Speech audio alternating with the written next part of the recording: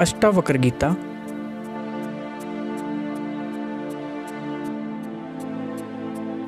अध्याय 1।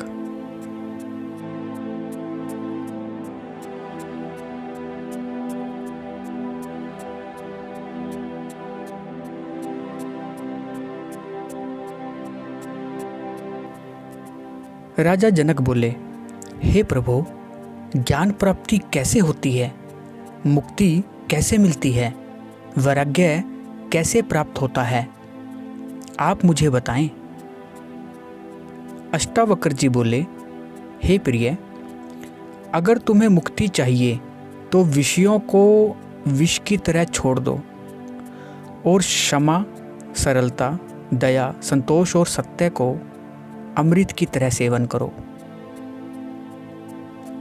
तुम ना पृथ्वी हो, ना जल हो, ना अग्नि हो, ना वायु हो और ना ही आकाश हो, परंतु तुम इन सभी के साक्षी चैतन्य रूप हो, ऐसा स्वयं को समझो। यदि तुम स्वयं आत्मा को शरीर से अलग जानकर चित्त स्वरूप में विश्रांत स्थित हो जाओ तो अभी इसी समय ही सुखी शांत होकर बंधन मुक्त हो जाओगे।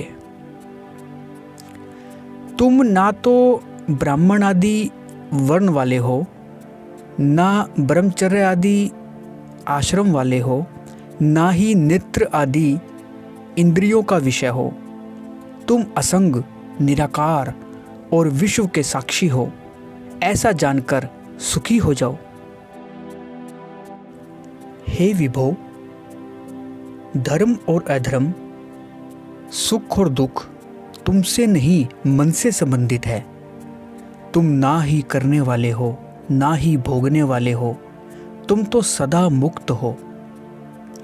तुम सबको देखने वाले हो तथा सदा सर्वथा मुक्त हो।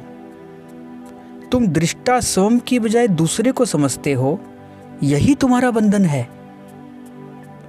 मैं करता हूं, तुम इस अहंकार रूपी काले सांप द्वारा डसे हुए हो। मैं करता नहीं हूं, इस विश्वास रूपी अमृत को पीकर सुखी हो जाओ। मैं एक शुद्ध बुद्ध स्वरूप हूं।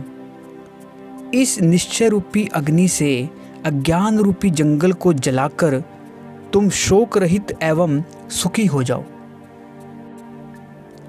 यह संसार जिसमें आत्मा रस्सी में सांप की तरह कल्पित दिखता है, वह आनंद परमानंद बोध रूप तुम हो। इसलिए सुख से विचरण करो। मैं मुक्त हूं, जिसे यह अभिमान है, ऐसा मानता है, वह मुक्त है, और मैं बंधा हूं, जिसे यह अभिमान है, ऐसा मानता है, वह बंधा हुआ है। जैसी मति वैसी गति की लोकोक्ति सत्य है। आत्मा साक्षी, व्यापक, पूर्ण, एक, मुक्त, चेतन, क्रिया रहित, असंग, इच्छा रहित और शांत है। यह भ्रांति से संसारी की तरह लगता है। मैं आभास रूप हूँ। इस भ्रांति को और बाहर भीतर के सब भाव को छोड़कर तुम स्वयं को कुटस्थ, बोध रूप और अद्वैत आत्मा समझो। हे पुत्र, तुम बहुत समय से देह के अभिमान, मैं शरीर हूं ऐसी मान्यता के पाश में बंधे हो। उस पाश को मैं बोध रूप हूं, इस ज्ञान की तलवार से काटकर सुखी हो जाओ। तुम असंग, क्रिया रहित, स्वयं प्रकाश और निर्दोष हो। तुम समाधि का अनुष्ठान करते हो, जो पहले ही प्राप्त हो उसकी प्राप्ति के लिए दो करते हो। यही तुम्हारा बंधन है।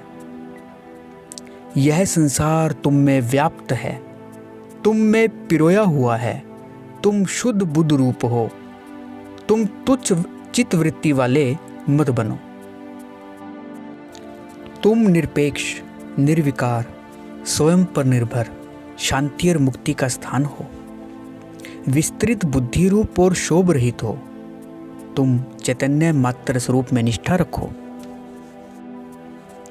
साकार शरीर को झूठ समझो और निराकार आत्मा को अचल समझो। इस उपदेश की प्राप्ति से संसार में पुनर्जन्म नहीं होता।